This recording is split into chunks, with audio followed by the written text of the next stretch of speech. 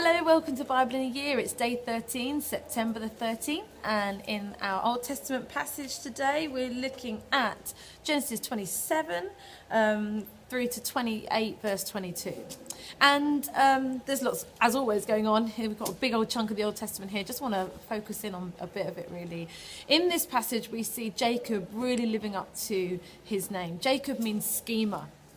And here he really is. But it's not Jacob on his own. It's fueled by his mum overhearing this conversation that the dad has with the other son. And she's like, here's how this is going to work. And, you know, when Jacob was in the womb, one of the things that God said to Rebekah is that actually the younger is going to be greater than the older. And so God let her in on some of his plans. And yet here we see, as we saw with Abraham and Hagar, the servant, there's a sense of the human taking over the divine. There's a sense of the human going, oh, I need to make this happen, rather than trusting God for his plans.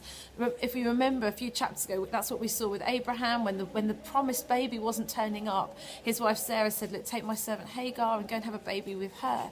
And a sense of running ahead of God's timing, running away from God's plan and kind of trying to do it in their own strength. And we see exactly the same thing here. Yes, God had promised that Jacob was going to be greater than his brother.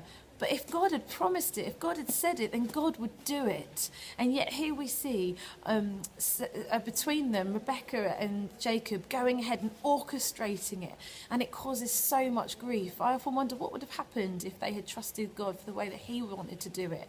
There would have been such a beauty, I'm sure, in the way that God would have brought that about that we just don't get to see because humans went about it. And of course, God works all things together for the good. So there's a sense of, even in this place of scheming and deceit, his plans were worked out, but they were worked out in a really distasteful way, and it leaves a lot of pain and a legacy of pain behind it. And I guess for us, it's just that challenge as well as that encouragement, really. There's all sorts of things that God has promised us.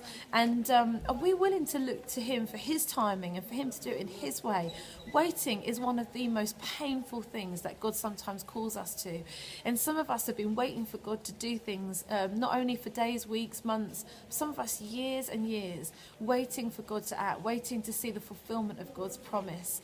And the challenge and encouragement to us is just that we keep looking to God, looking for his timing, looking for his ways, not taking matters into our own hands, but trusting him.